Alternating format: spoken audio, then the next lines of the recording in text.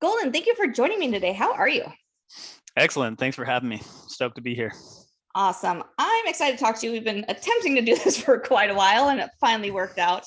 Um, I read your background and how you got into creating ultras and everything, which really intrigued me. And talking to you more, like I absolutely love your story and the paradigms you're breaking down, the myths you're breaking down.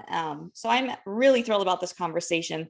So I'm gonna just kind of have you introduce yourself first. Like, who are you? How did you get here? I'll let you kind of go as detailed right now as you want, or as little as you want.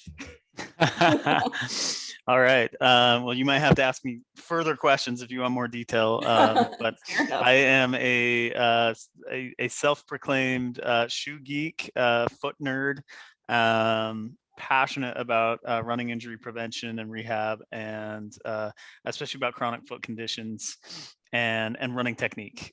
Running technique is I've spent my whole life teaching and learning running technique and testing different you know methods for decades now, and so those are the things that I love to talk about. And then obviously I'm a pretty passionate trail and mountain runner, and occasionally OCR dabbler as well, and road marathon dabbler sometimes too.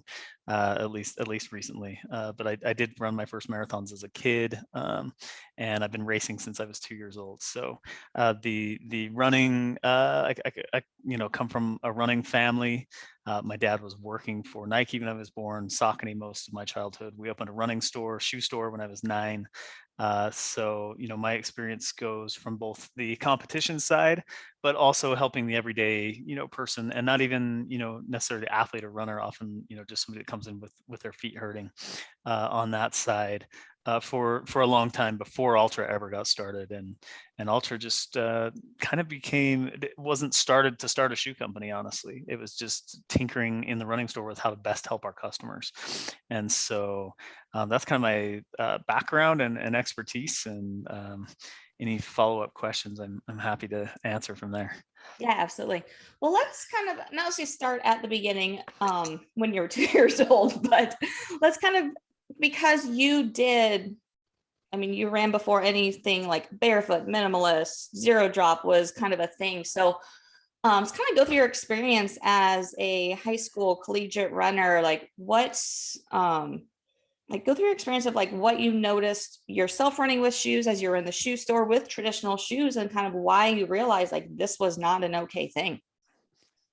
So I love shoes, like, and I always did. Having, my parents were sponsored athletes, even though both of them come from, non-athletic families, got into running later in life, but became sponsored athletes. I became a pretty big shoe nerd. And, I'm the kid who at age 8, I was having running technique video analysis done on me, and had a technique coach there actually looking at my running technique. So when you have that done to you at age 8, you start looking at other people as well. So from a really young age, I was looking at the way people move. And I think all up through high school, I just loved shoes. Like, there's so many cool shoe technologies. I grew up in the era of like awesome shoe technology. We had Asics Gel came out, and Brooks HydraFlow, which had the like water stuff in it, and Reebok 3D Fusion DMX, the air pods that moved back and forth. Obviously we had Nike Air, and Saucony Grid was probably my favorite technology, the ground reaction inertia device, which was really just like a tennis racket in your shoe. Probably didn't do anything, but it was cool at the time. So I grew up in this era of shoe technology, and I loved it all. But I also had this fight that was always in my head, because I was trained to run barefoot from a young age, to kind of be like the Kenyans at least a few times a week, or when I got the chance on the grass or the track. And it was such a freeing feeling. And same thing racing in just like paper thin cross flats or whatever. I felt like I moved differently. I moved smoother. I moved better. I moved more naturally. And every time I would wear all these shoes that I loved, it wasn't the same experience. And I think you just write it off as like, oh, well, that's just what it feels like to run in shoes. But it really shouldn't feel different to run in shoes than it feels to run in not shoes. At least the core movement shouldn't be that drastically different. And so, I had kind of picked up on that from a young age. And, I ran my first marathon at age 10. And then I ran a world best 244 at age 12, and I'm wearing 5K racing flats. But even those shoes, to me, as a, I don't know, 80-pound kid, that was a lot of shoe, you know. Um, and it definitely disrupted the way I moved. It was not ideal, And the other thing you don't realize is our bodies are so conforming. You don't realize how much your toes are being crowded too, and that was certainly happening as well. And so there, kind of all these things that I had learned through my experimentations, even just on myself, but watching others as well. And by the time I went off to college, it really was like this, like I had all this like stuff I'd learned from selling people shoes for the last 10 years, and trying to fix people's foot conditions and problems, but also like, other things that, I had learned from my own experience. And I wanted to be the best I could at helping people overcome their foot conditions and their running injuries, and get fit with shoes that actually didn't disrupt their movement.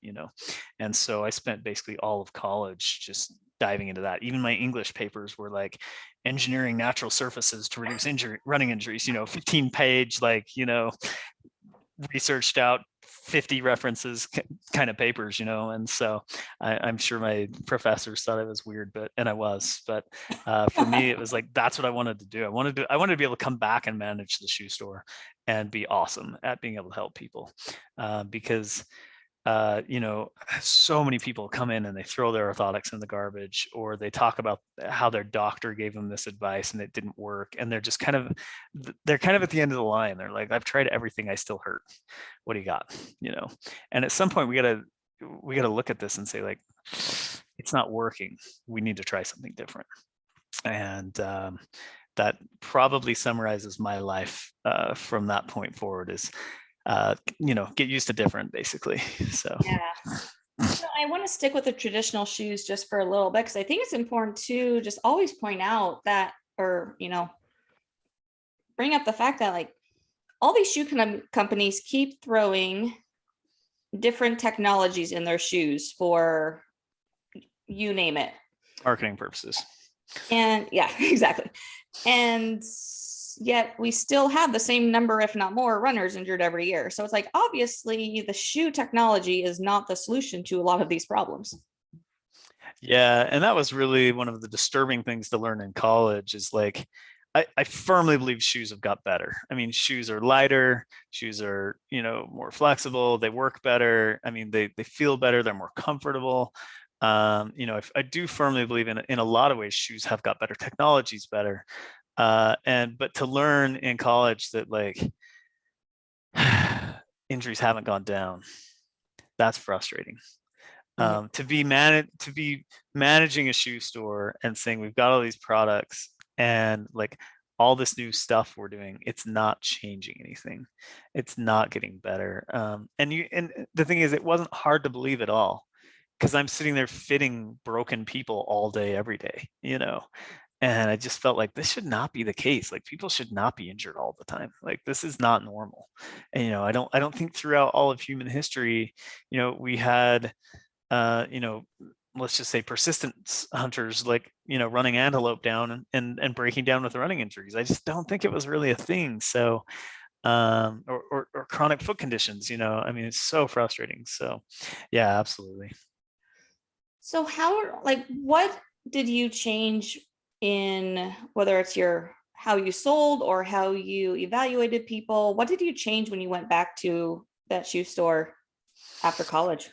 Well, the one thing wasn't really a change, but it was, we put even more of an emphasis on it. My dad has no cartilage in his knee. He's bone on bone. He had a football injury in college. So, he was 5'10", 240 pounds, defensive end, blew his knee out, told he would never walk normal again, told he'd never run again by the doctors. And you just don't tell my dad he won't do X, because then it becomes his like personal mission to do it, And luckily for him, he got dared by his best friend, or one of his friends, in his roommate. his dad sent them a postcard, and it said, if you guys are really, what you say you are, you'll do this, and they flipped the postcard over and it's Las Vegas Marathon. And I mean, we're talking like big weightlifting football players, and my dad just doesn't back down from a challenge. He also has been told by the doctors he can't, he'll never walk normal again, let alone run. And of course, he tries it. It's a disaster, but it just fueled him. It raged him, and long story short, he failed over and over and over and over. I mean, we're talking crawling across finish lines, laying in gutters, I mean, just begging for help. And but he eventually like taught himself to learn to run like a Kenyan. And my dad talks about seeing Kenyans around, and you look at them and it's like they float. And he's like, oh my gosh, I crashed down the road. All of us look around, like we all crashed down the road. Those dudes float. I'll bet if I ran like them, my knee wouldn't hurt. And so he basically taught himself how to run like a Kenyan. And fast forward 7 years and 110 pounds lighter, he wins the St. George Marathon, runs 2:22, obviously wins the race and becomes quite a great runner after that. And again, the whole time limping badly because he's an inch shorter on one side and he has no cartilage on his knee, but he learned how to protect it and make it, manageable. And so I grew up having that technique drilled into my head, right? And so we had an emphasis on the store on teaching people how to protect their bodies when they run, to move the way humans are meant to move, right? And what happened is, probably right before and while I was at college, running went through this thing, the running industry, where there was so much emphasis on treadmill gait analysis from behind and pronation. And so we got the treadmill, we started doing the gait analysis, and that took the emphasis away from technique, which we had been doing. And luckily my dad was smart enough and he actually tracked what happened.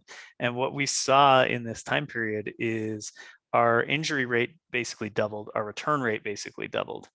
And he thought, well, that's a problem, And so he told the employees, stop doing the treadmill gait analysis. Stop assigning shoes based specifically on pronation. And and then I came back from college and it was like, okay, and now we've got cameras that let us see slow motion, so we can do gait analysis even better, right? And so then we put a new emphasis on gait analysis, but not from a like, how much are you pronating bullcrap marketing garbage, but actually on how are you moving? How is your foot hitting the ground? How is your knee positioned? How is your posture? How are your arms? How's your technique actually look? Is your body landing in a way to actually protect itself and to make this more fun, frankly? And so I think that's where the emphasis went. That was a long way of answering your short question. That's quite all right. I want to dive into that actually further, because I don't know how many people I talk to on a weekly basis that I ask them, have you had a running analysis, just to like have that conversation if they have. And it's always, or most of the times, like, yeah, in the running store, they did one on the treadmill. I'm like, all right, let's back up here. Like, has anyone looked at you like full body, like looks at what's going on? And I think there's this big disconnect with people of what an actual running analysis should be looking at, and it's not what they're doing in the running stores, or at least there's a marketing analysis that's built to sell shoes, and then there's an actual technique analysis, and they're two very, very different things. Yeah, for sure. Absolutely. The other thing I do just want to highlight is, because I don't know how many people, a lot of them are like, well, I'm bone on bone, I can't run anymore, like mentally shut down. Your dad is doing amazing and he has bone on bone. So it's one of these things, like, we don't, regardless of what the diagnosis is, like, we can't let that diagnosis limit us, because most often there's a way around that diagnosis. Yeah, where there's a will, there's a way. There just has to be a strong enough will. I don't think the average person is as crazy, insane, strong-willed, use whatever like adjective you want to describe my father.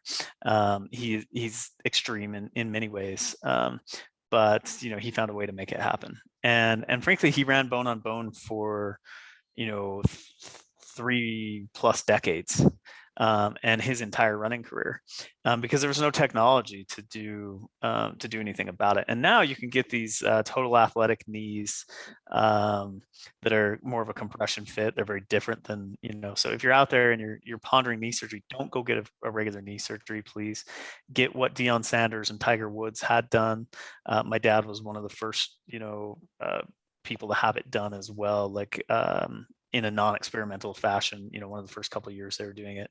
But, he was able to have false cartilage put in, and they actually told him, like, these wear out every year or two. But we just slit it open, we pull it out, we put a new one in, and you're good to go a few days later.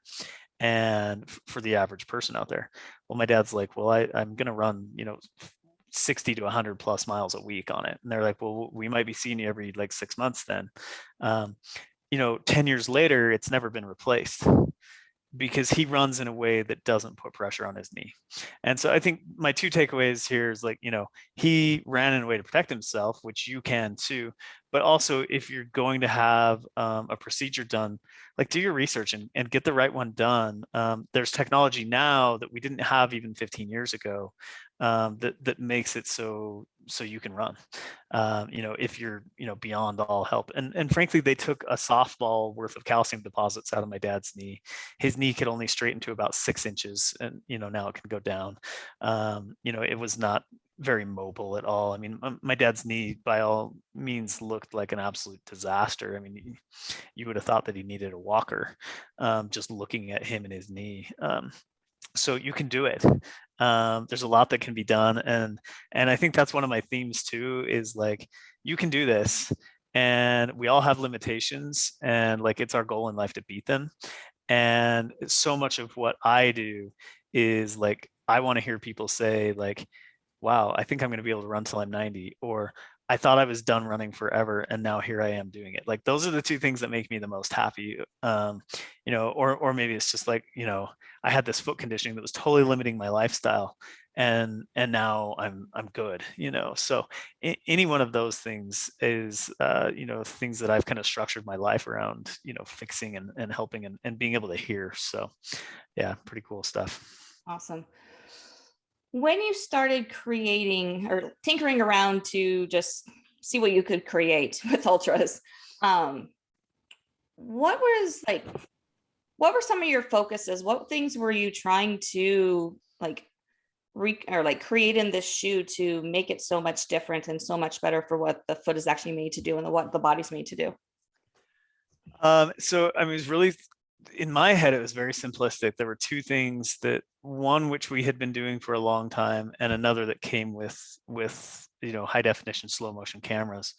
The first was just getting the toes to spread out, and this really started again with my father at the store. If anybody had any sort of foot condition, we would basically skip open the laces on the shoe, so there was no laces in the front half of the shoe. I was going to see if I can see one. I don't see one lace that way. But basically get rid of the laces in the front half of the shoe. Just kind of skip around the laces instead of going through them. And we had enormous success with this, like, so much so that, after 5 or 10 years there, it got to the point where about half the people at any local road race, had some form of skipping around the laces in the front half of their shoe. And I think this is because for 95+% of people, their feet, in the front part of their feet, are much different shaped than their shoes are, which was something we hadn't really picked up at the time. We were just like, oh, the feet are wider than the shoes, or the toes just need more room for some reason. Shoe manufacturers are making shoes, look a certain way to make them look fast, but that's not actually working for how people need shoes to be. And so that was the first thing that we kind of experimented with. And at the point I started to really get into things, after coming back from Hawaii and college, and being back managing the shoe store. We'd been doing this for about 10 years at this point in time. And we had tons of data on it, and we knew it worked. We didn't know why, but we knew it was really successful. And then the second thing that came in is when we put this renewed emphasis on slow motion video analysis of watching people run, particularly from the side, and really looking at the way they hit the ground, foot knee angle, and all the way up, right? Full body. And what we found is like people ran totally differently in shoes than they did without shoes on, especially the people who were hurt a lot, which was most of the people we're talking with.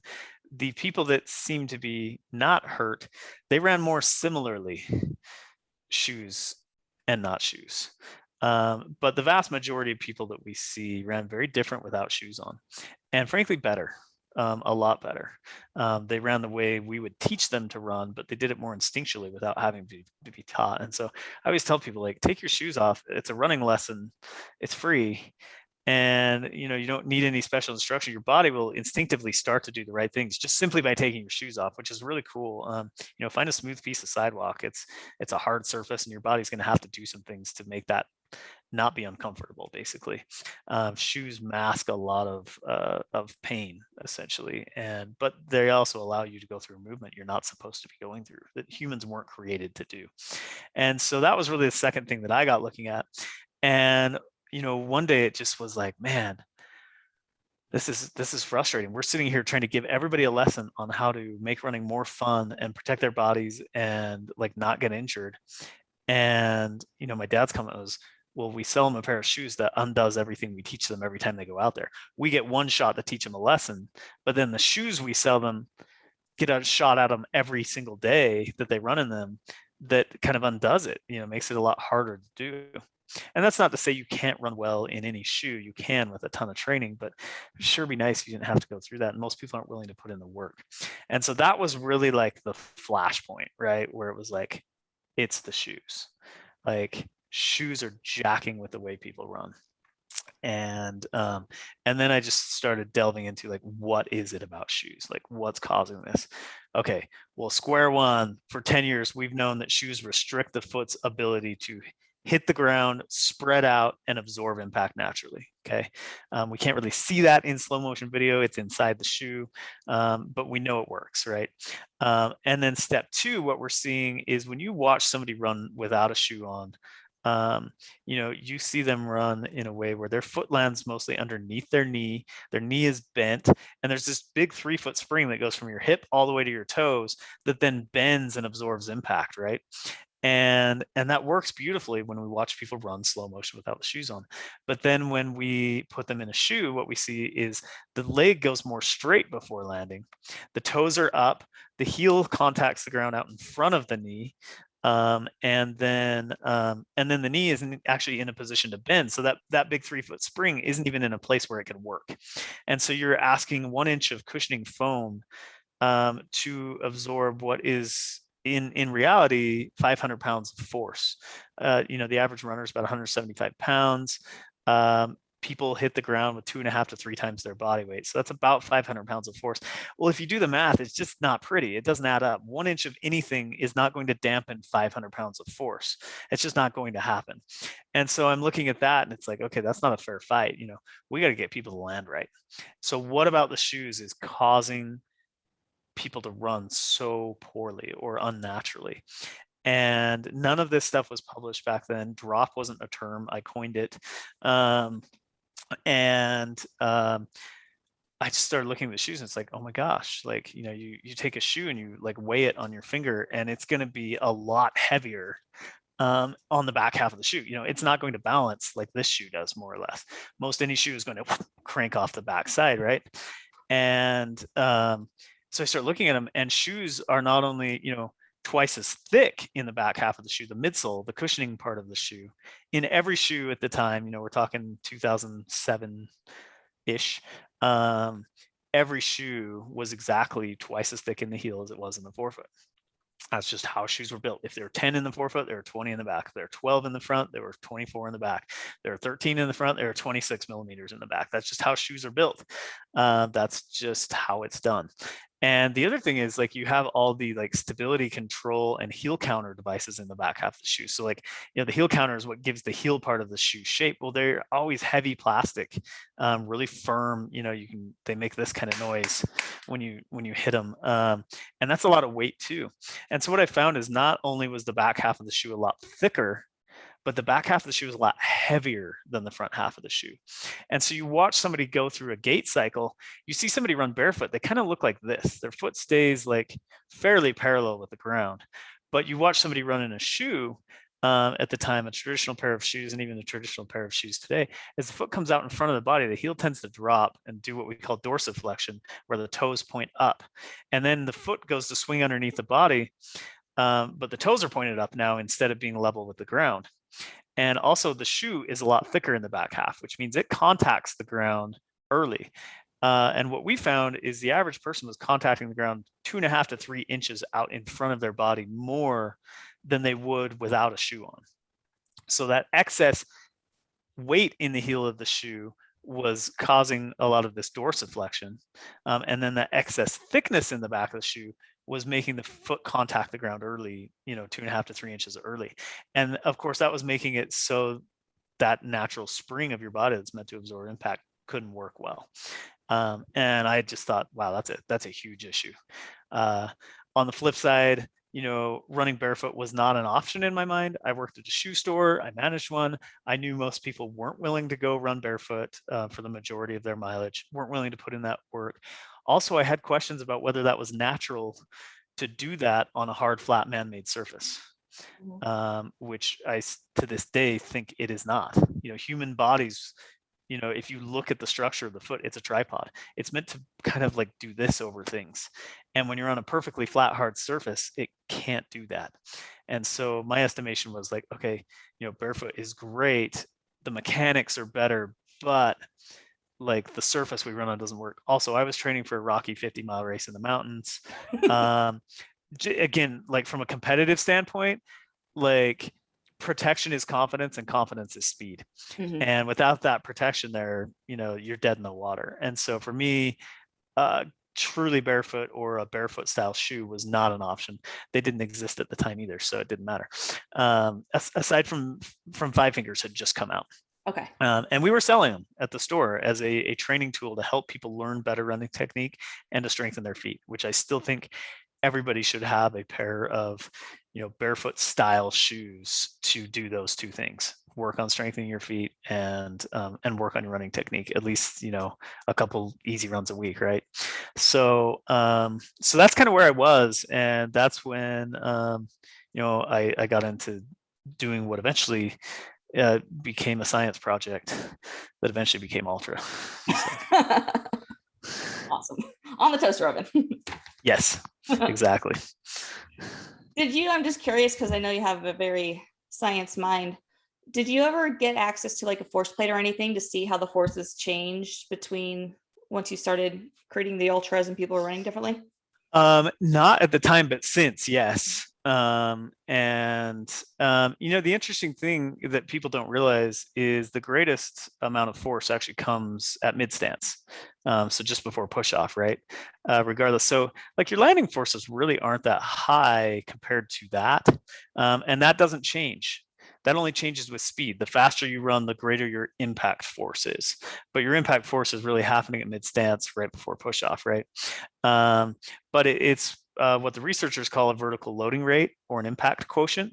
That is like, if you look at a force curve, when you hit the ground, this is what a force curve looks like. And this is a force curve of somebody running with good technique, or what a typical barefoot runner will look like. But if you look at most people run in shoes, their force curve looks like this, where you have this big spike early, and that's you overstriding or heel striking, one or the other. And yes, you can overstride while forefoot striking too. And we actually saw a lot of this during the barefoot running boom, and it caused a lot of problems. People were overstriding while forefoot striking, and they were blowing the crap out of their feet, and this caused a lot of stress fractures. We want to see this nice kind of smooth, even curve. We don't want to see this here. And that's what we were able to confirm through research using force plates and other things, that it did work. We get people running barefoot, get people running in shoes that have now been termed zero drop shoes that, we came up with that term. Um, and or really just people running properly regardless of what's on their feet. They have that nice smooth impact curve, which is a natural curve that your body's built to deal with. And really, just getting people in ultras, teaching people proper running technique, or having people run barefoot eliminates this impact quotient or vertical loading rate, or at least smooths it out greatly, which we then believe will reduce injuries long term. So yeah, great question. Pretty cool stuff. Did you, like, before creating the company, or like the company got to the size it is now, did you kind of like test them out by selling them in your store initially? Yeah, so that's how it all started. So right after kind of all this thought process of looking at how shoes were built, tinkering with shoes was really normal at my house. I know it sounds weird, but like, my dad did all kinds of crazy crap with shoes. The shoes he, won many marathons in had holes drilled out of them and stuff to take weight out of the heel of the shoe. He found that the more weight he took out of the heel of the shoe, the less his knee hurt. So stuff like that was pretty normal. Glow in the dark paint that had to be recharged by running under lights, all kinds of stuff, right? And so I go to my dad and I'm like, Dad, all shoes are twice as thick and twice as heavy, and the heel is there on the forefoot. I think that's what's making people run wrong. Like, I think we're onto something here. And I'm like, I want to take the midsole out of the shoe and replace it with a level midsole. I understand we still need cushioning, because cushioning will mimic, on a hard, flat, man-made surface, cushioning will mimic the feel of running barefoot on grass or on dirt. Okay. And he's like, okay, well, 275, wait till the glue bubbles. And it's kind of like, well, we'll do this downstairs so mom doesn't notice, because she doesn't really like it when we cook shoes in the oven. But so, bust out the toaster oven, head downstairs, and I throw a pair of shoes in with a one-piece outsole that's easy to remove. Pretty simple pair of shoes. Left it in too long. The glue had been bubbling a little too long, and melted the laces and some of the TPU. I mean, the hideous shoes, right? I mean, they looked like a science project when I got done. But get a pair of pliers and rip the outsole off, and the rubber, and rip the midsole out, and put some Spenco foam in, which is this really high quality cushioning material, and then glue the rubber back on, and I go for a run. And for the first time in my life, I'm running in a, what I would call a normal cushioned running shoe. Of course, it's a size too big, so my toes can spread out, and there's no laces in the front half of the shoe either, right? But for the first time, I'm running in a cushioned running shoe, and I feel like I'm running barefoot in the grass. They feel, from a biomechanic movement standpoint, they feel the same. It feels like I'm running in my cross flats, type of thing. And for me, it was just like a moment. It was a great moment. It was like, thank you, like it feels great. And that's when I knew I was kind of onto something. And then I decided, like, okay, I'm an experiment of one. Well, how about an experiment of more? So let's test them on the staff. And we had about 24 people working for us at the store at the time. All but one of them really loved it. I ended up making shoes for them. We used 1984 Saucony Jazz Originals that have a two-piece midsole, and the one piece was just the part that comes from the heel and drops down to the forefoot. And so I went into the local shoemaker who actually ran whitewater trips with my dad. And I said, hey, Robert, I want to take this second piece of midsole that's this heel that drops down to the forefoot out of the shoe. So there's just that one bottom piece of midsole, the white, piece of the midsole left. And he was like, well, why on earth would you want to do that? Like, I'm a cobbler. I usually add things to shoes, not take things away, right?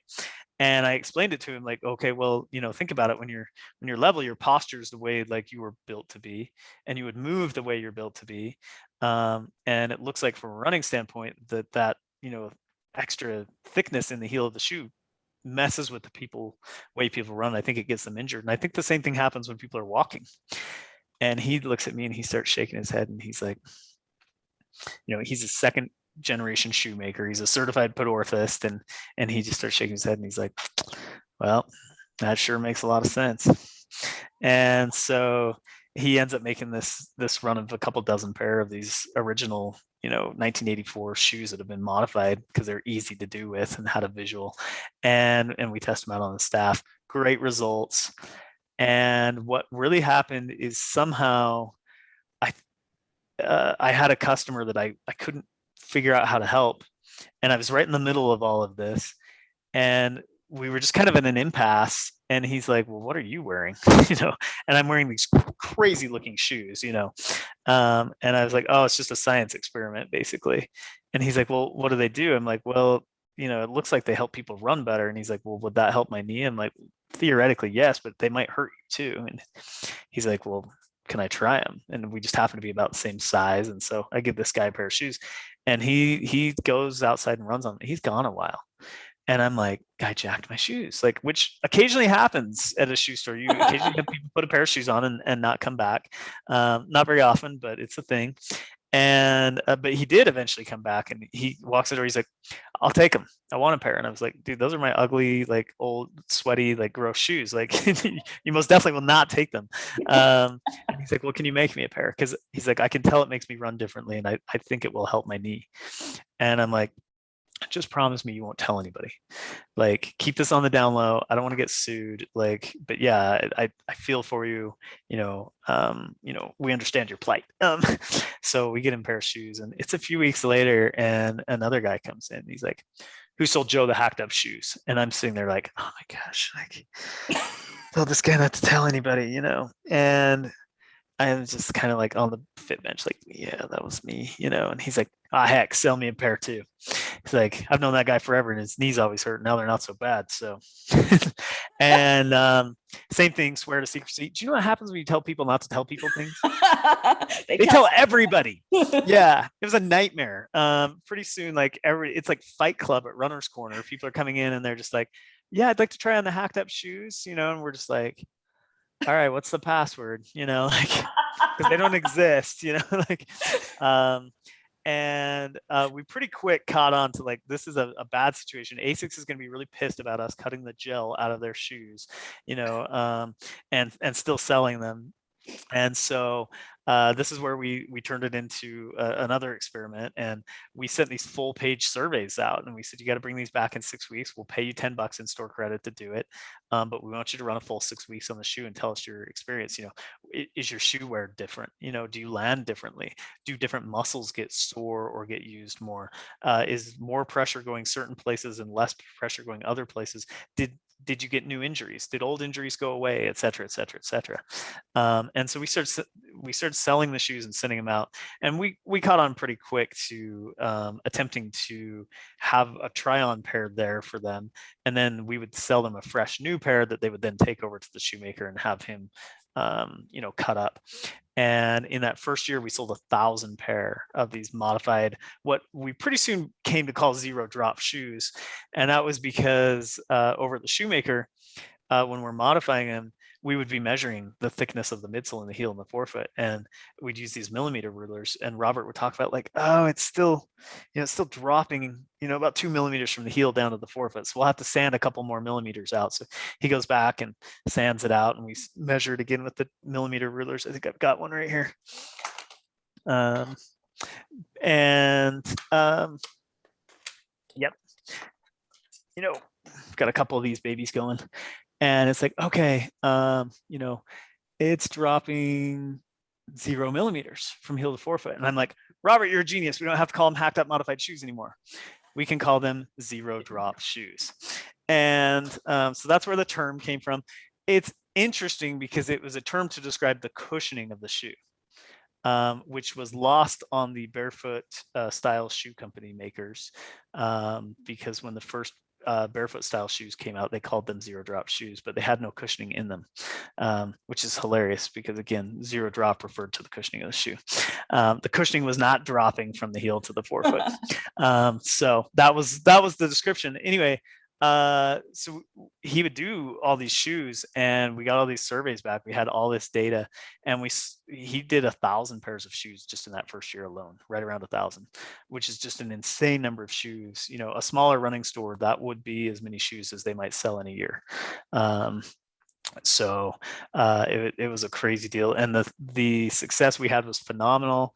When we took the data and really looked at it, what we saw, we had 5 major areas where we saw mass success, like 90+% success rate with plantar fascia issues, um, shin splints of all varieties, runner's knee, IT band, and low back issues. And the middle three made sense to me. Okay, if you're not landing dorsiflexed, you're not hitting the ground, with your heel out in front of your knee, you're landing in a way your body can absorb impact. Of course, your shins and knees aren't going to hurt as bad. You're going through a more natural movement pattern, whatever, makes sense. But the plantar fascia one and the low back one, like I was at the time just like, wow, where did that come from? We didn't see that coming. Now I get it. We know plantar fascia issues are caused by lack of blood flow, caused from the foot being out of position, not caused from inflammation. We've actually renamed it plantar fasciosis, not plantar fasciitis now for that reason medically. And same thing with low back. It's like, yeah, simply, you got a heel in a shoe. That changes all the angles all the way up and puts a lot of pressure impinging on the low back. And so we had a ton of people that were actually not runners, walkers that were overweight, would take their entire shoe closet into the shoemaker and have him loft the heels off their shoes because it helped their back feel so much better. Anyway, that was a long way of saying we had all this data and we compiled it. And of course, we then pitched to the shoe companies and basically said, look, if you will build shoes so the toes can spread out, and so the heel and the forefoot are the same distance off the ground, and keep a traditional amount of cushioning in there. Here's the data that shows these injuries get a lot better, which means people are going to be running more, which means they're going to buy more shoes, which is good for all of us. We will buy thousands of pairs from you, meaning we will give you hundreds of thousands of dollars. We don't even want to sell this to you. Just make them and we will buy them. And I thought, sure, like, oh, of course they're going to do that, And every shoe company was basically like, yeah, we're not going to do that. Don't you know the way running shoe marketing works? Your heel is going to hit the ground. Our cool cushioning technology is going to save you from that impact. And I'm like, well, scientifically, that's bullcrap. Like no 1 inch of anything is going to cushion 500 pounds of force. Yeah, but nobody knows that. It sells shoes.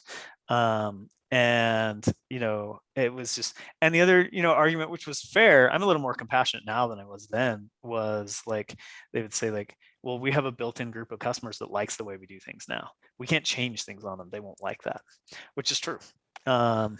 But at the time I'm like, but people are hurting less, like how can you not make something that we basically have proof is fixing people?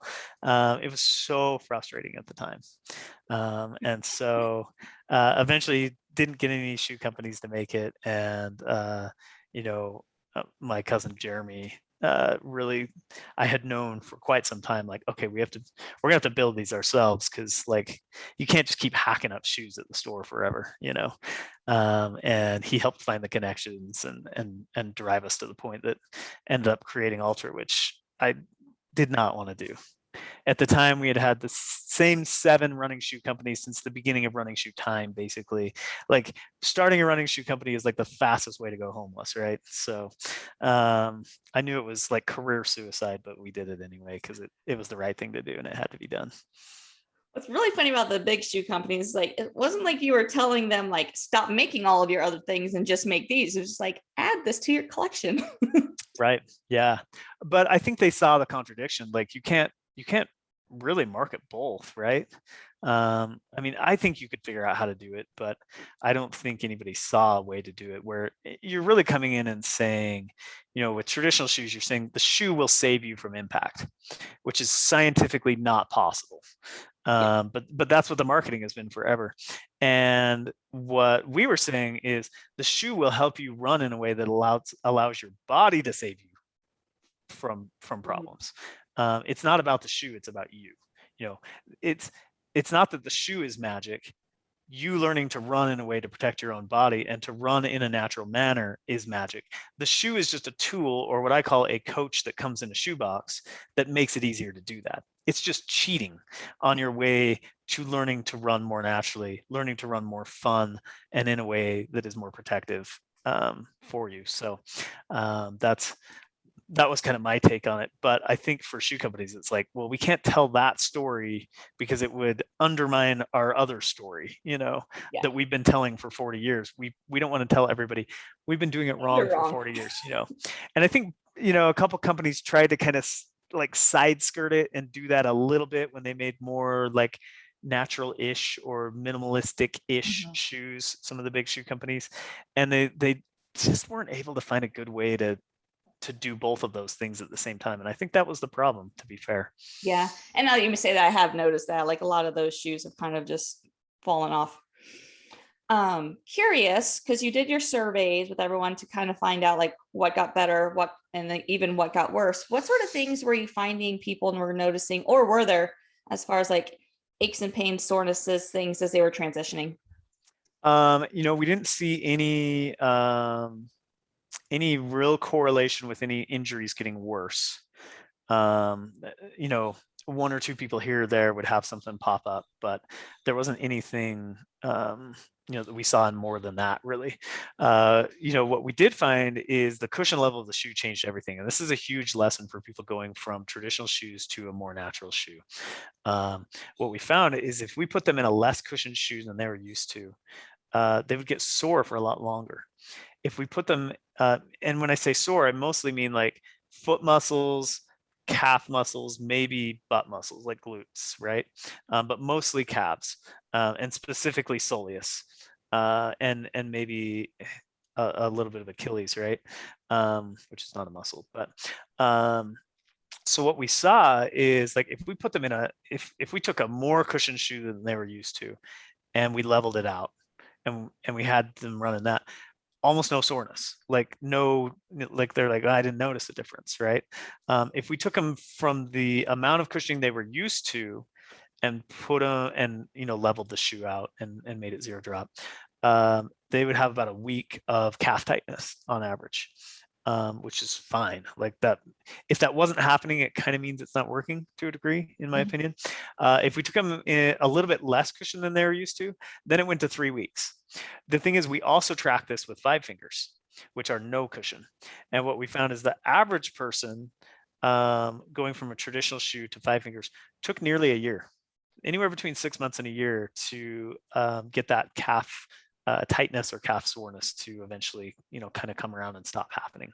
And so I think the take home message here is like, it's working. For one, like the fact that, your foot muscles, your calf muscles, your Achilles is getting stretched out, your glute muscles are getting worked more.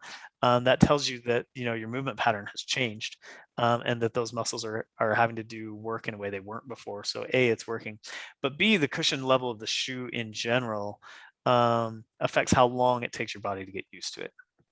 And in my estimation, we should be starting people with more cushion to eliminate the negative responses that can happen early.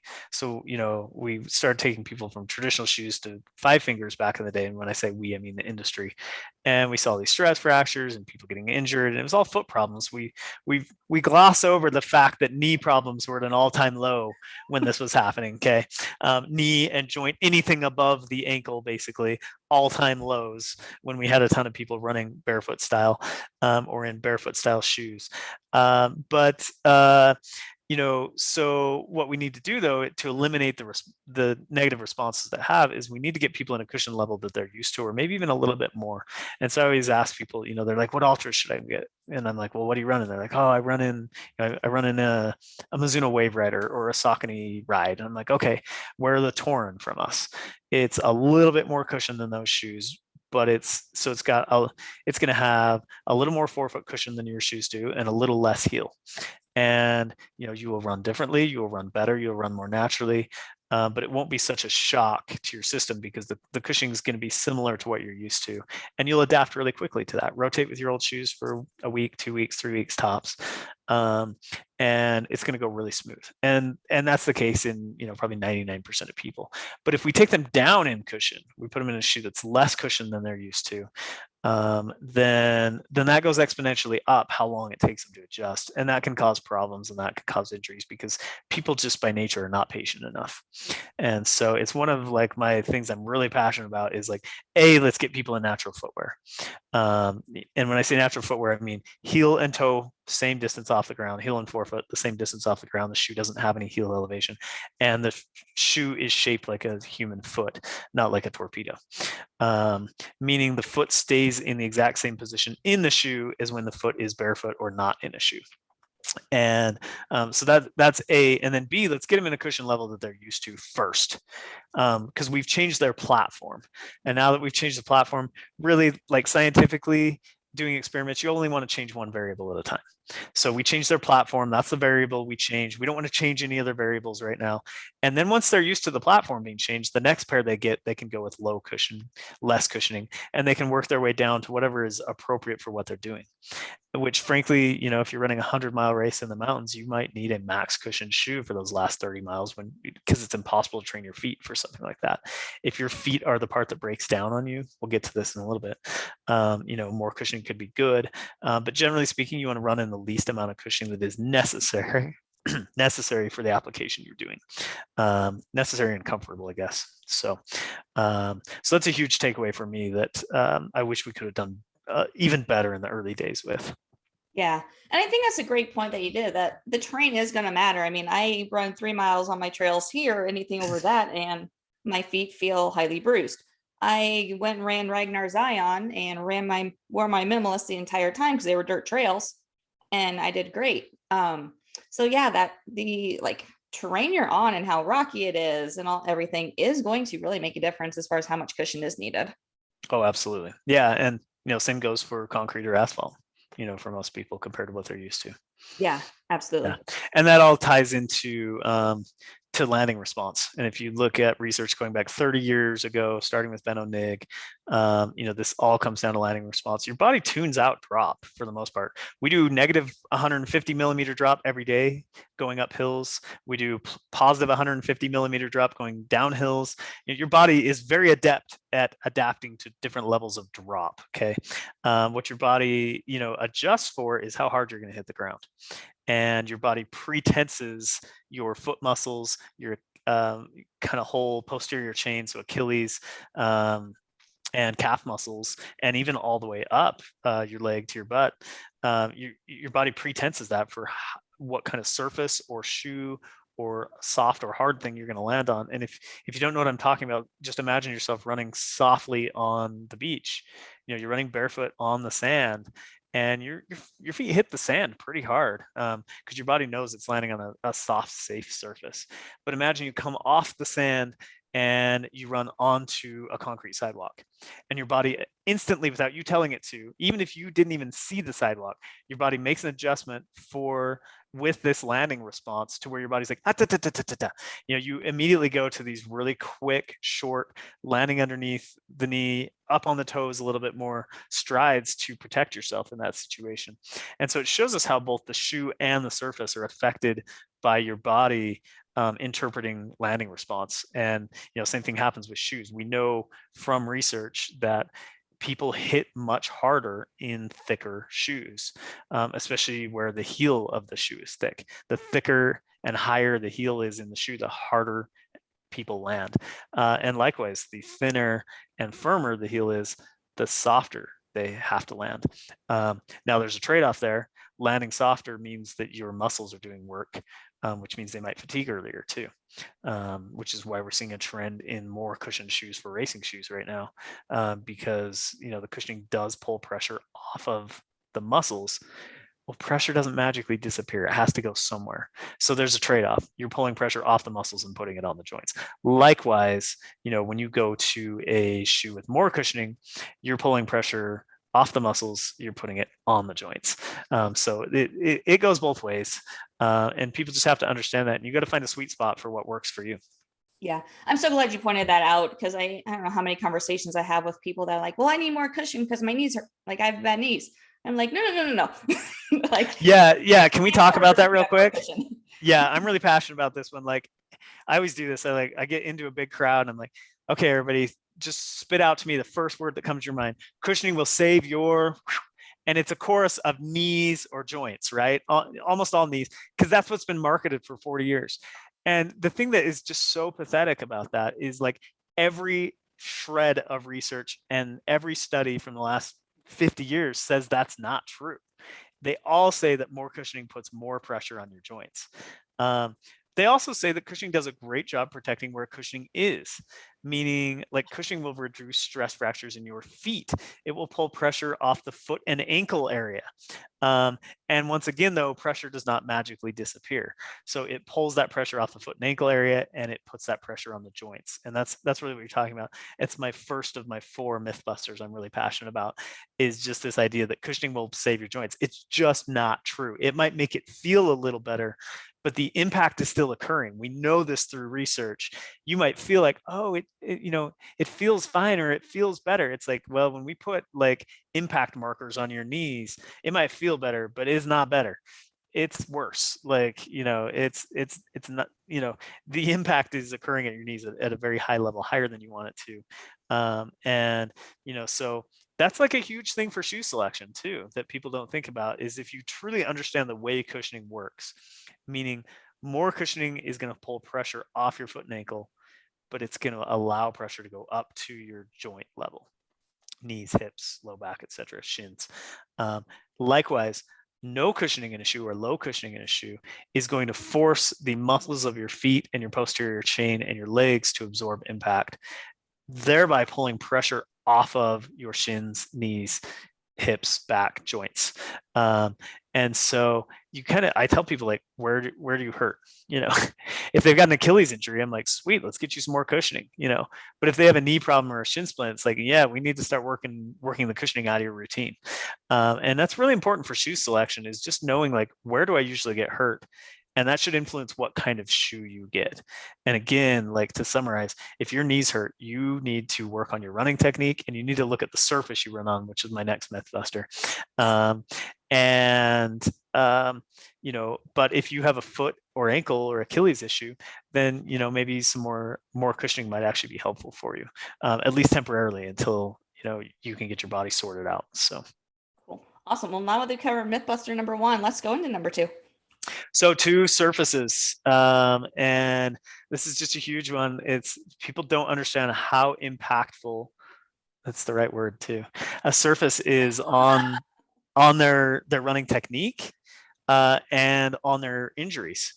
And so I actually did a bunch of research on this in college. And what we found, well, let me kind of back up.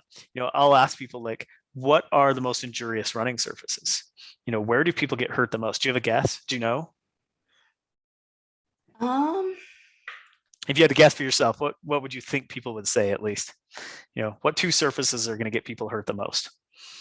I'd say concrete, because there's no there's no vibration back to it. But then from there, like trails, just because rolling ankles. Okay. And I'm talking more like true running injuries, chronic stuff that is more than, keeping you out for more than a few days.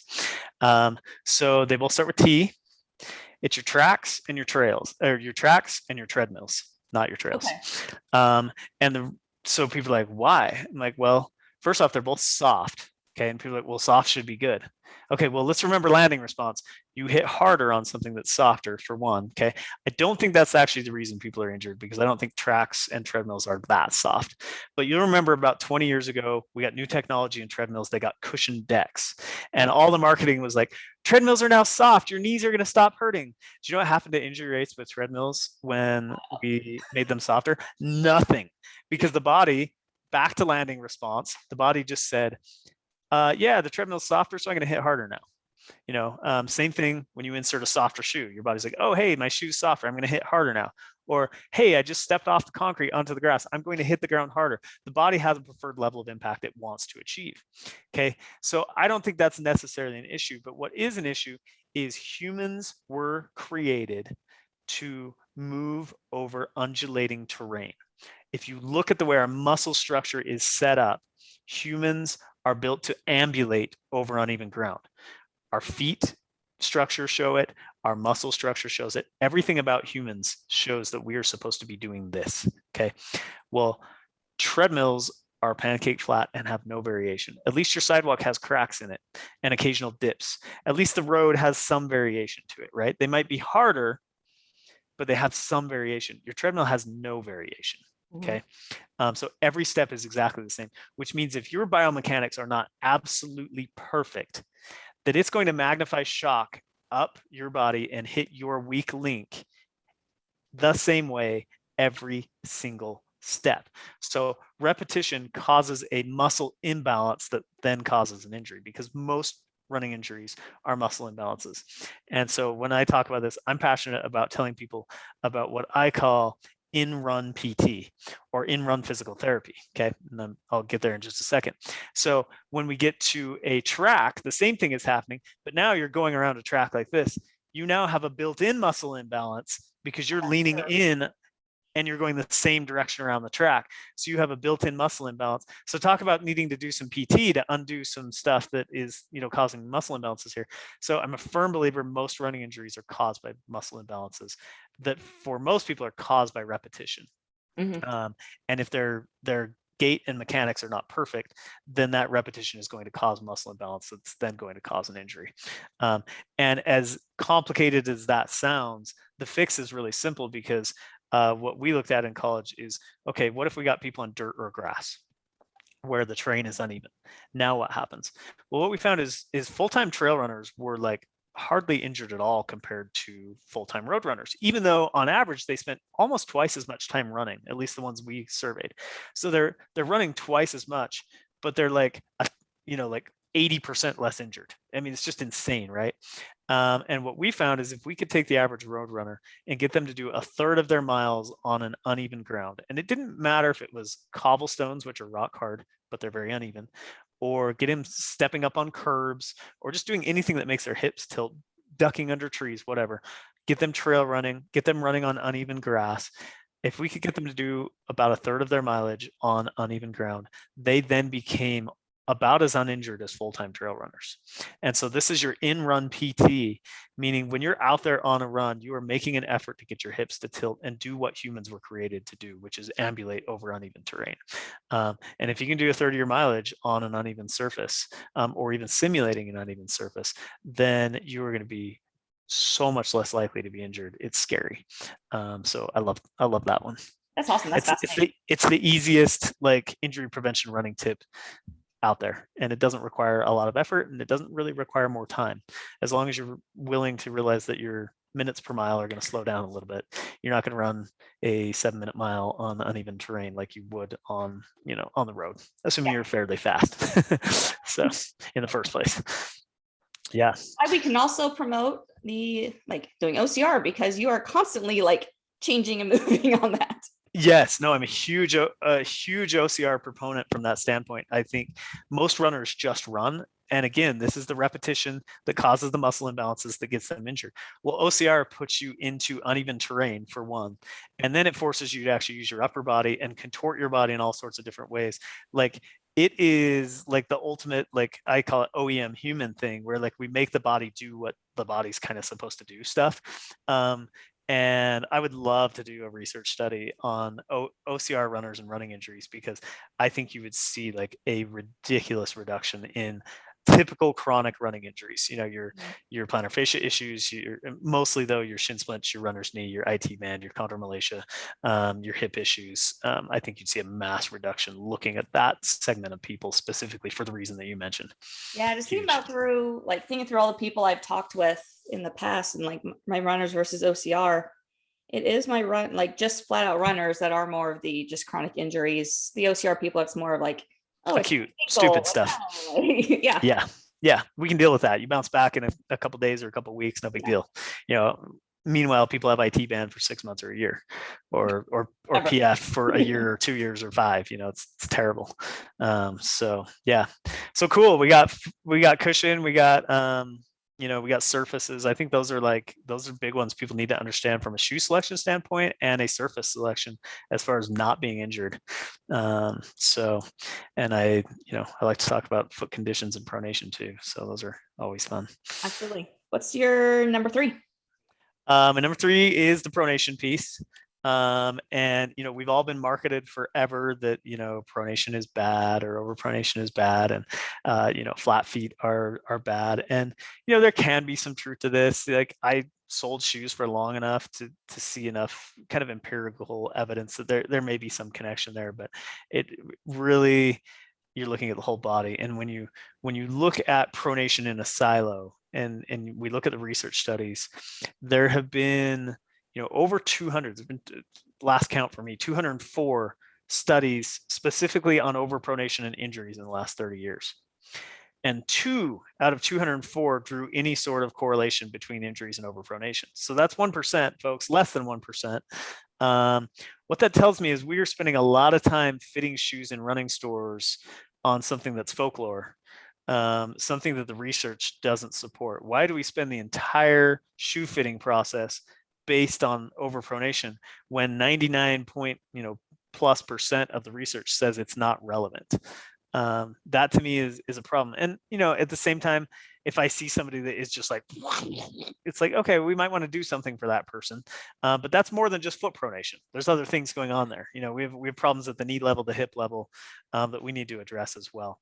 And along with that, studies show that custom made orthotics are not effective. They're not any more effective than a $5 over the counter thing. And so, like, these are two things that that a lot of time and effort and money goes into that don't produce results. So I think my takeaway there is, like, don't waste your time. When you look at the research out there, what the research tells us is you're going to be least injured in the shoe you're most comfortable in. You're going to be least injured in the shoe that feels the most barefoot, relaxed, and free. And so I kind of describe it as like, house slippers, or, cushiony, cushiony but barefoot cushion.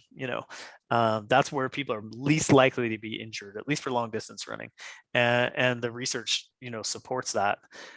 So instead of like wasting time on pronation analysis or on your the height of your arches or whatever, I'll come back to that in just a second. Really when you go buy shoes, put a shoe on, maybe put one on one foot, one on another, and go physically run outside, run down the sidewalk in the shoe, and see what just feels more like it's not there. That feels the most natural. It can still be, to the cushion level you need, or is comfortable to you. And again, comfort is the number one predictor of you being less injured. But the shoe should feel too loose in the toes. It should feel like, wow, I got tons of room up there. The shoe should feel like a slipper. It should just feel not there. And that's where you should spend your time, and go through at least 4 or 5 pairs of shoes and go run on them side by side, and then try them as pairs and spend time running on the sidewalk in the shoes, or try to mimic the surface you're going to run on, and get the one that feels the most barefoot, relaxed, free, not there, house slipper like. So and then your arches like thing is like a piece of this pronation equation too. And I have people say to me all the time, oh, I've got flat feet, there's just no hope for me, like, I have to have these orthotics because I have flat feet. I'm like, well, what kind of pain were you managing with the orthotics?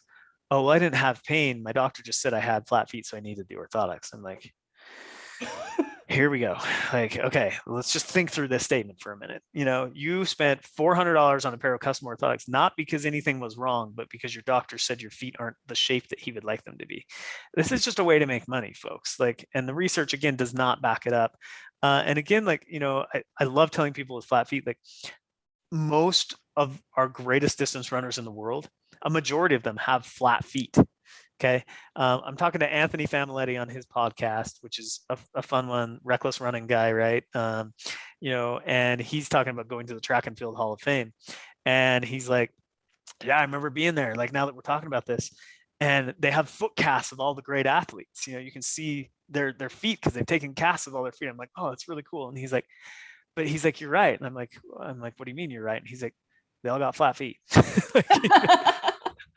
Like all those foot casts, they all got flat feet. Nobody got arches, and I just thought that was so funny, but it's so relevant. You look at LeBron James, you look at Haile Gebrselassie, you look at, most of our great, long distance runners, they do have flat feet, and so it's not about foot arch height, it's about arch strength. And to be fair, some of their feet are flat because they haven't worn shoes growing up. Okay. Some of their feet are flat because their arches have filled in with muscle. And this is another thing we find through the research is most Americans, as they start doing barefoot strengthening, if they have flat feet, they actually gain a little bit of an arch. in the muscle, like kind of tends to tighten that area up. But if they have high arches, their arches actually tend to fill in and get lower. Um, Same reason, muscle is filling the arch in. And so that's an interesting subset, just looking at studies of Americans doing barefoot strengthening work, is, the arches tend to moderate a little bit away from the extremes, basically. So that's a cool piece, and just good to know, like, from an injury prevention standpoint, like, you are not broken if you have low arches or flat feet. Like, go get your feet strong and then we'll talk about it. Maybe there's something we need to do there, but 98% of the time, all we gotta do is get your feet strong and everything is good. So just like take your shoes off. Like, if you're wearing them right now, take them off. If they don't need to be on, don't have them on. I am shoeless 98% of my life. I put shoes on to run and to walk into stores with dirty floors. Exactly. Or if I'm stepping on something sharp, but for the most part, I don't wear shoes, and you should not either, and unless your job requires it or something. And then you want to put your foot in its natural position. Try to wear shoes that mimic, barefoot. And if you're on a hard, flat concrete floor all day, that might be a shoe that is foot shaped and zero drop, but has a fair amount of cushion to help that hard, flat concrete floor mimic standing in grass or standing on dirt. This was a while ago, but I'm always barefoot as well. And I dropped something in my house and it shattered. And I was like, oh crap. Yeah. I'm barefoot now and there's glass everywhere. Always fun. Yeah, I usually have socks on, to be honest. But yeah, cool stuff. So number 4, foot conditions. This is like a mind blower for most people, and that was a perfect lead into it. People don't realize that 73% of Americans report foot pain each year. So look around you. 3 out of 4 adults you see report, meaning they took the time to go to the doctor, go into a shoe store, or fill out a survey that says, my feet hurt and I'm here to talk about it. Okay. This is not researchers going out and begging them. Okay. So 73% report foot pain. And yet when we go to the billion people on the planet that don't wear shoes, they go barefoot or wear primitive, sandals. What we find is that number is now 3%, and that's with us begging them. The researchers begging them, tell us anything about your feet that hurt. You don't have to come report it. We're coming to you. And that 3% versus our 73% is very different. First off, we have the quote unquote best shoes in the world here in America. And they have no shoes or primitive sandals. Our foot problems tend to be more almost exclusively chronic foot issues. So bunions, neuromas, tendinopathies, PF, plantar fascia issues, et cetera, et cetera. Okay. When we go look at, the billion people on the planet that don't wear shoes, theirs tend to be, well, I kicked something sharp. I stepped on some coral. I got a fungus, something that you recover from in, a couple hours to a couple weeks, right? They're what we call acute problems. They don't deal with chronic foot conditions like we do that plague us for years or a lifetime. And I think this all just really comes down to the fact that most people have not thought about this, but we actually deform our feet out of their natural position all day, every day. And you're starting to hear some researchers talk about this with masks right now. People wearing masks all the time, it's pulling their ears forward. And so plastic surgeons are preparing to do plastic surgery on people's ears in the future to pull their ears back. Yeah.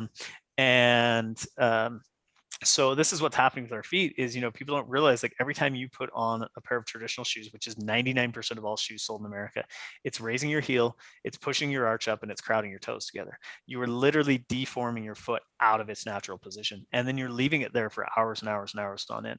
So as great as it is to get a pair of foot shaped zero drop shoes for the half an hour to an hour you run every day, you're going to have a much greater effect getting a pair of shoes for your all day, everyday use. There's lots of good stuff out there. This is a pair of Lems. There's Vivo Barefoot. There's Splay as a company making some cool stuff right now. There's plenty. Obviously, Zero makes stuff too. There's options out there, and they don't necessarily. Ultra makes some stuff. They don't have to be barefoot style shoes if you're on a hard, flat man-made surface all the time, but they should be something that leaves your foot in barefoot position. Mhm. And that to me is what is a huge effect on people. And it's such a simple fix, to such a what is a seemingly complicated problem. Most people go into a podiatrist with with a bunion or an aroma, and it almost always ends up in surgery. It's a nightmare for years. They come right back because you get bunion Go right surgery, you back into fix it. the bunion, and then you put it back into shoes again that are not shaped like human feet. And people just don't realize this, that shoes and feet are not shaped the same. And you know, back when I was doing ultra PR all the time, I would have these reporters talk to me like, well, what's different about your shoes? I'm like, well, they leave your foot in its natural position.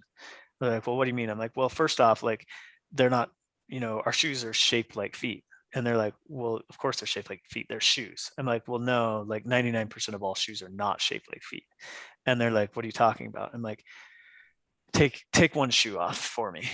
And they take a shoe off. I'm like, okay, now just put your foot next to your other foot that has a shoe on, and look at them.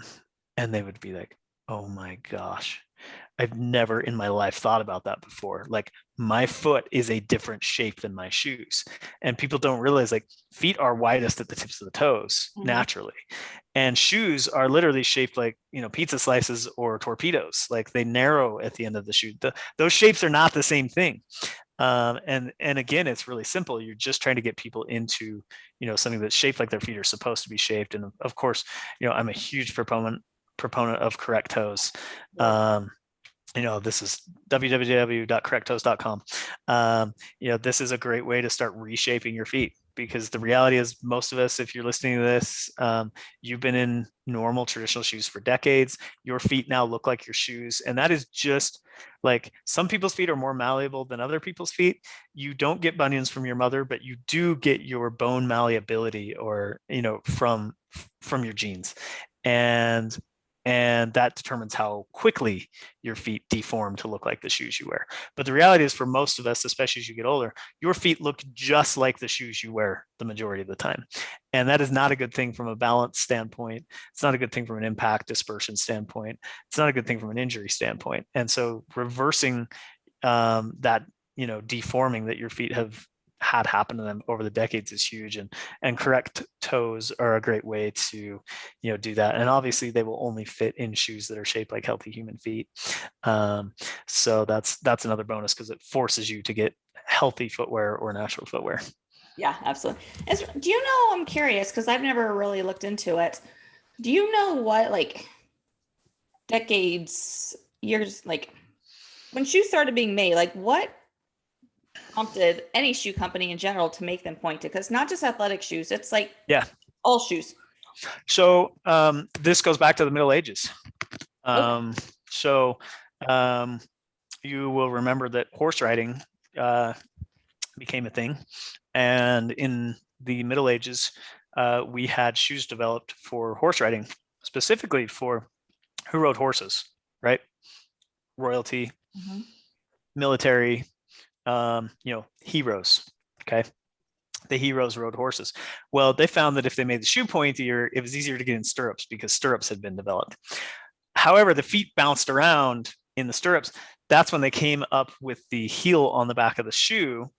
And the heel on the back of the shoe was built to latch into that stirrup. So the shoes that 99% of Americans walk around today are not walking shoes. They're actually horse riding shoes. They were developed for horse riding. They are shaped like torpedoes to slide into the stirrup, and they have the heel on the back to hold into the stirrup. So just look at any traditional dress shoe that you see out there. Dress shoes are not walking shoes. They are horse riding shoes. But unfortunately, what happened is, it's just like today's culture, where people more or less worship celebrities and want to be like them. People saw their heroes with these shoes, and then they started making their shoes to look like them. Fortunately, up until the last couple hundred years, most people didn't have money to have multiple pairs of shoes, or really any shoes at all, outside of moccasins for the most part, or something like that. So it wasn't a problem. You didn't have a mass amount of the population wearing shoes all day every day, until really recently. Frankly, I mean, even some of our grandparents, great grandparents, were not wearing what we would call traditional shoes. all day, every day. And so, more recently, so that's really where the tapered toe box came from, was just sliding into stirrups. And that's become a fashion thing. That's why it's built. Fashion, marketing, these are things, it quote unquote looks good. These are what people have been told. I don't think it looks good. I think I go to the airport, like I'm around people that all day, every day wear natural shoes, meaning they are shaped like healthy human feet. They have no heel elevation. And I leave the house and I go to the airport or I go to the store and I'm like, oh my gosh, everybody's wearing elf shoes. Like I just see elf shoes everywhere, because they also are like usually pointed out up. They've got a little toe spring to them. So they're the toe spring and then they're pointy and then they've got the heel. Like I just see elf shoes everywhere. But that is just like what we're used to, right? And most people are used to seeing the opposite. So they see my shoes and they're like, wow, what's with the clown shoes, right? But it's really just a product of what we're used to seeing. And I think that's a really interesting, like, kind of piece of the equation. Is like, I always say, like, natural shoes are not ugly, they're alien. And meaning, like, when people first see something for the first time, it's alien to them. It looks foreign to them. But the more they see it, the more it starts to look normal, and then eventually it's good looking. And you even see this with fashion trends. There'll be these new fashion trends that come out and you're like, oh my gosh, that is so hideous. Like, that's the ugliest thing. How did that get popular? How is that getting popular? 5 years later, we've all seen it forever. Oh, it's so beautiful, So it really is just a matter of perspective. And alien is the term I use there. Awesome. Thank you for that information. That's really fascinating. Yeah, no, it's like, well, and so we should actually, kind of like pirouette that into athletic shoes, because that's the logical, like, explanation of where your question was going, I feel like. So athletic shoes actually never had heels. They never had cushioning. They were built to be light and fast, and so what happened, though, is Bill Bowerman comes along, and he has this idea to teach his runners to lengthen their stride, because there's only two ways to change running speed. You get a longer stride, or so that's the one that he focused on. Stride rate is the other. And he's like, well, I don't know if I can change their stride rate, so I'll try and change their stride length, but I'll have them run in a way that gives them a longer stride. So he's teaching length in their stride. And so they're out, running in shoes with no cushioning. And ouch, coach, that hurts. Like, especially when I'm not running on the soft track or the soft grass, that hurts my heels and other things. Like, and so Bowerman goes out, and with the help of Phil Knight, they find these shoes that have cushioning. There's never been cushioning in shoes before to this point. No one has felt cushioning in shoes. Foam was not a thing in shoes. Shoes were just rubber. Okay. And now he's just working with elite athletes. So he wants the shoes to be as light as possible, but still make it so it doesn't hurt when they lengthen their stride. So he finds the shoes that only have cushioning in the heel. That solves his problem. It adds as little weight as possible. Thank you, coach. Now it doesn't hurt my heel as much to land there because you put this soft pad under there. Okay. Well, people want to be like elites, and we just talked about this with regular shoes, and it's the same thing with athletic shoes. And and also, like, people had never felt soft foam or cushioning in a shoe before. So Bowerman and Phil Knight start selling these shoes, which were originally Tigers. And people put this shoe on for the first time. Imagine you have never felt soft foam or cushioning in a shoe before in your entire life, and you put it on and you put that shoe out in front of you and you push into that soft foam with your heel, and it's like, oh my gosh, you think that was popular? Oh yeah, that was crazy popular. Okay, nobody thought of the, like, massive biomechanical implications of what would be happening. Now, obviously, super trained, like, highly elite runners, it's not going to mess with their biomechanics as much as the average everyday Joe, especially starting. The problem was that these shoes became popular at the same time the jogging boom happened. So we have an influx of 10 times as many runners coming into the sport as ever before, and they're all now doing it in these shoes that are higher, thicker, and cushier in the heel, which actually teach them to run wrong from the day they put them on. And that's how we got to where we are today, unfortunately. So there's a fun one for you. Thank you, Bowerman. I really believe that Bowerman was, like, he wasn't trying to do anything wrong. He was trying to improve things. He was just wrong. His theory was off. Yeah. You can't actually get people faster by lengthening their stride. Your stride gets longer because of your fitness, and people need to understand that. That's we now know this, but at the time it was a cool theory to test. That's what's cool about science. It's never settled. Yeah. It's always evolving, and we have to fail to learn. Mhm. Hopefully we learn from Bowerman's failure and from Nike literally coming out with the Nike Cortez and releasing a plague of bad biomechanics on the world. So, well, and I think that's why it's important to have these types of conversations too, is because not enough people are talking about like these are like the newer things we've learned over the years. Just like any part of science, it's like we don't do lobotomies anymore because we realize those were bad. Like this is the same things. Like we're learning things aren't good anymore. well, and it takes so long to get these things into the education system. The reality is, if your doctor is not a research nerd, your doctor or your dentist more than likely is operating off of 30-plus-year-old research for 99% of what they do all day, every day. That's really unfortunate because the world's changed a lot in 30 years.